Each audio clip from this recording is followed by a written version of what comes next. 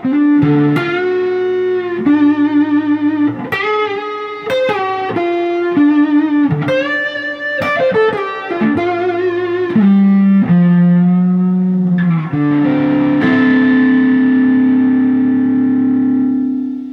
up, guys? So today I figured we would go into the depths of this 1967 Trini Lopez.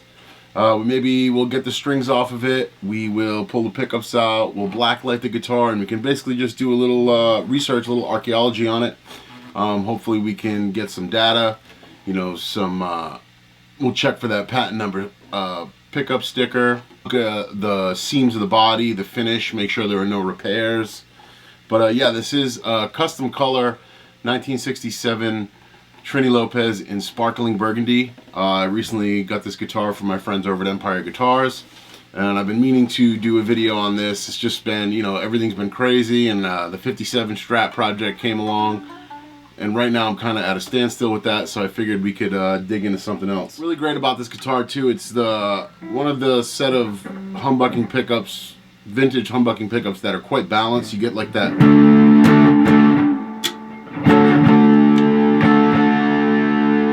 know, they all really work well together, and none of them outshines the other. You know, it's like I said, this guitar was stamped with a factory second you know, serial number, so it was a factory second, and you know, maybe there's the reason for that is because of the imperfection in the finish. A lot of these custom color sparkling burgundy guitars were factory seconds because they didn't quite get the finish right every time.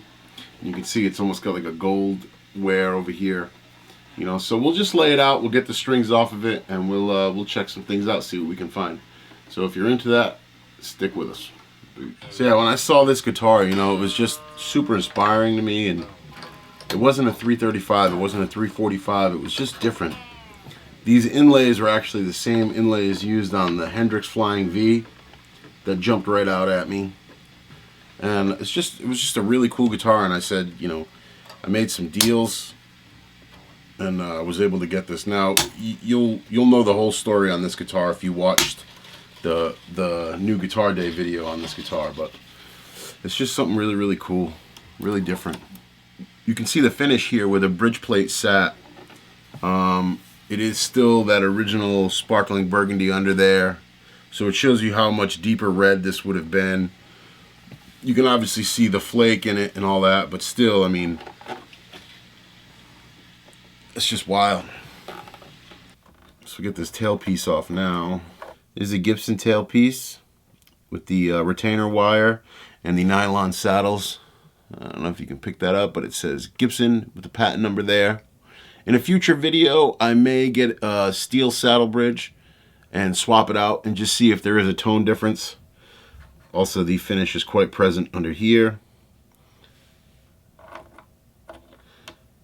I'll leave this off actually because it's a good way to check for any repairs or anything like that in the original video, but I'll pop that off now.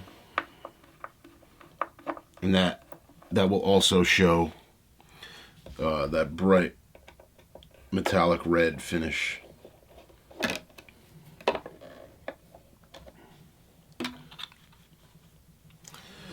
So you can see what we're working with so far. Super cool. I just really think this guitar is special. I really like it. It lets you know, being a Strat guy for so long, it really lets you know, like, you know, there's so much to learn, and you can't really play this like a Stratocaster or approach it like a Stratocaster. It's just different, and I think, like, you know, as I'm maturing as a player, I'm just trying to get away from being stuck in that stuff that I'm comfortable with and try to get better. I really want to focus on becoming better. So, I mean, guitars like this will just kind of inspire you in different ways, and that's what I'm hoping for.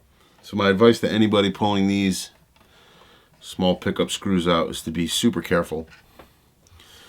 Make sure you have the right tipped screwdriver because they can strip out quite easily. You know, I'm not really a PAF specialist. I don't know the ins and outs and what is what to look for. I kind of, with the humbucking pickups, I kind of just know if it sounds good. You know, my friend Desmond knows quite a bit about these, and he just got himself an SG and it's just amazing sounding. The patent number badge there, the patent number sticker. The solder joints look untouched, which is a great thing. I'll try to zoom in on this a little bit. So maybe one of you guys might be able to tell me what this is. We have the 4 bobbin screws here. I'm guessing they hold the bobbins down or something. Again, like I said, I'm not afraid to admit that I am a novice when it comes to these. I see no other marks besides the patent number sticker, and like I said, the untouched solder joints. But yeah, guys, chime in down below and let me know what I'm working with. Plenty of that metallic red finish inside the guitar. Really, really cool to see that.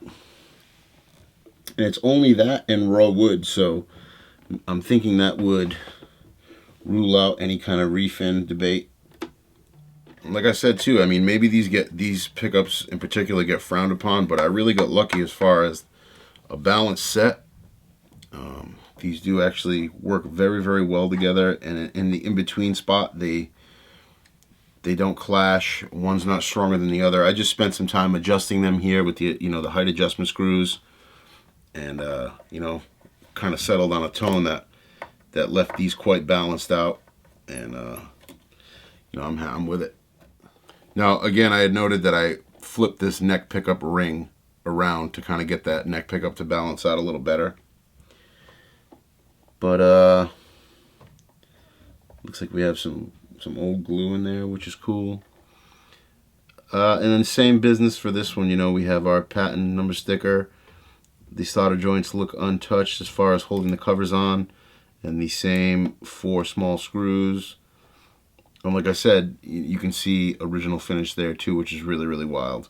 So, I mean, as far as the electronics, the pots are a little tricky to get at, obviously, but I can look in there, and I did see the black and red Black Beauty capacitors. I've used those caps in other things like my Albert King inspired Flying V. I really like the roll off on them.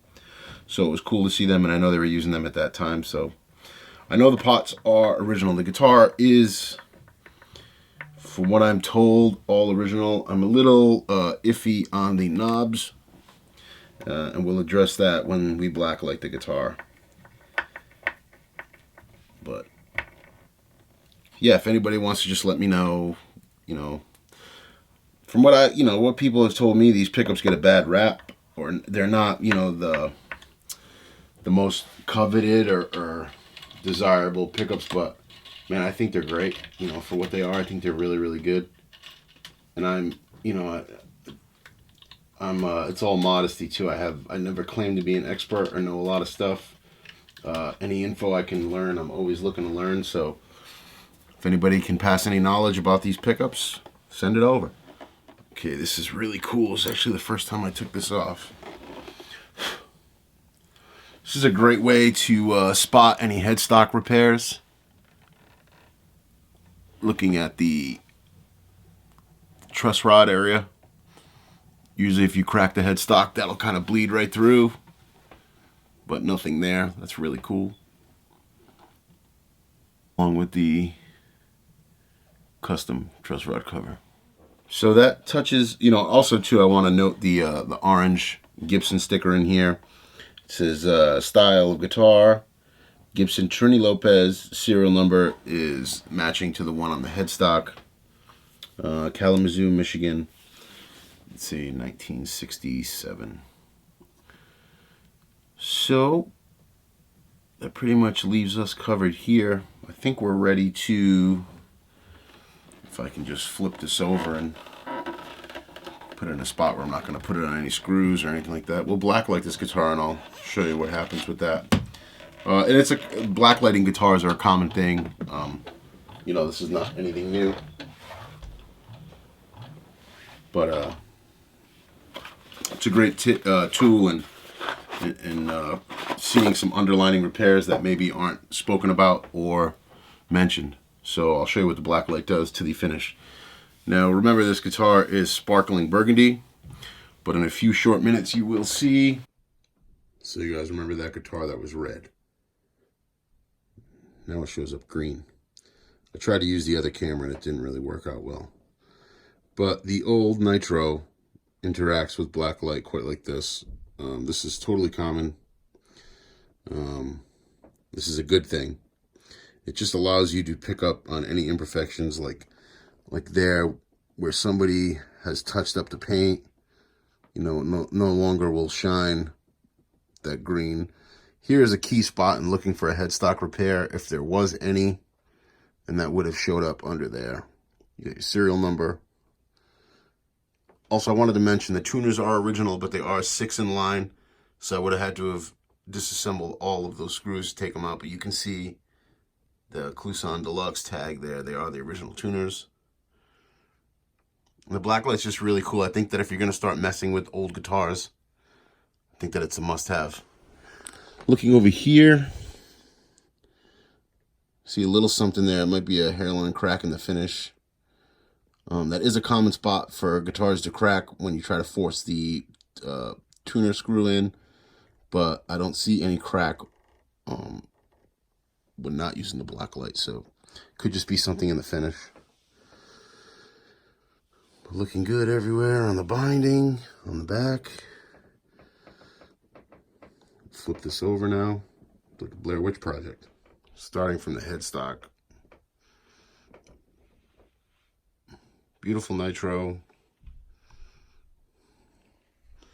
Maybe some glue there. Even the inlays shine a little bit. Beautiful Brazilian rosewood. This is not ebony on this guitar.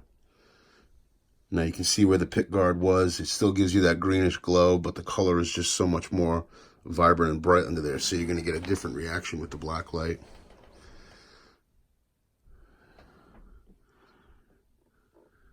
Looks like some paint is chipped off down there. Now here's where I was skeptical of the knobs. Normally, I mean, these do glow some though, so maybe these knobs may be swapped. I'm not sure. I mean, you can see some underlining cracks there. They may be the original ones, or they may be swapped out. Not too sure. Trini Lopez.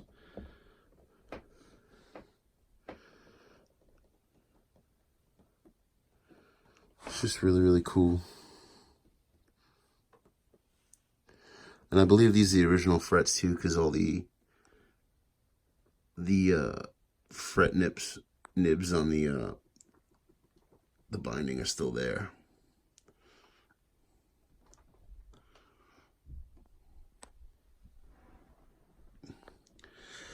So yeah, there's black lightning out. No breaks, no cracks, no different finishes that don't mesh. That's what happens. Yeah, we got to take a look at that. You know, it even does show up here, and I'm not sure the camera is picking it up properly, but you know, like I said, I got this. This is a Lofttech blacklight. I got it on Amazon for like 25 bucks or whatever. Maybe it was just 20 bucks. It takes AA batteries, but it's definitely a given when you're messing with old guitars. So there's a look into the 67 Trini Lopez. Like I said, I don't really need to do anything to this guitar. I wish there was a way I could show you guys the pots, but it is almost impossible.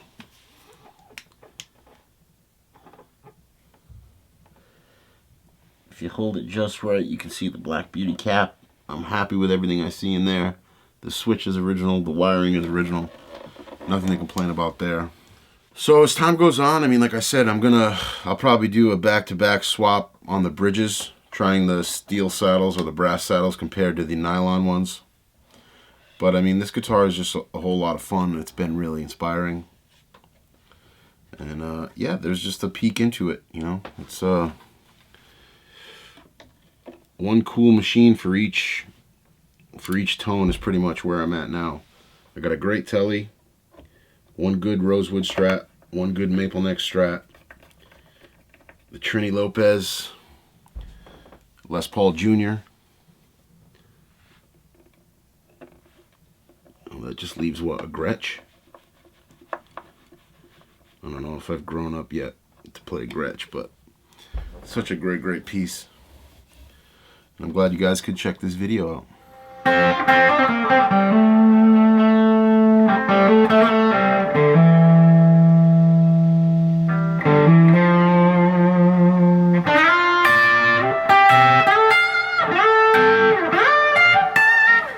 Guys, I wanted to say too, I know that right now, as you know, where we're at right now, we're in some trying times, really difficult times, and at times they are frustrating. I just wanted to maybe, you know, I'm not going to get too involved with it. I just wanted to basically maybe say, like, your brother down the street, everybody next to you is in the same boat. We're all struggling. We're all trying to figure everything out. And this is a perfect time for you to get on your platform and spread some positivity. You know, I've been trying to do Instagram lives daily.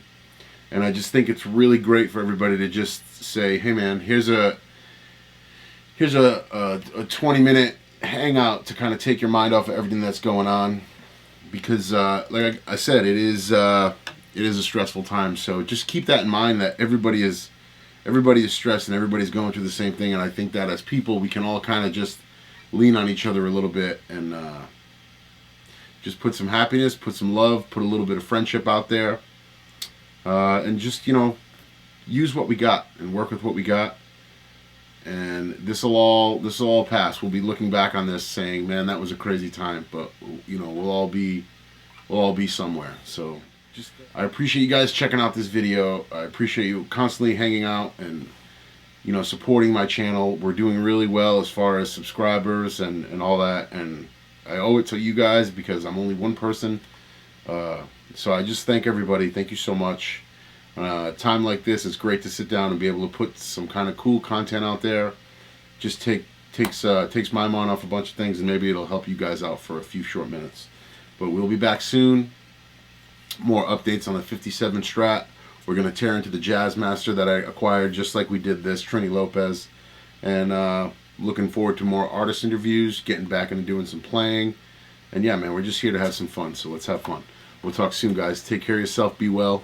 Wash your hands. Peace!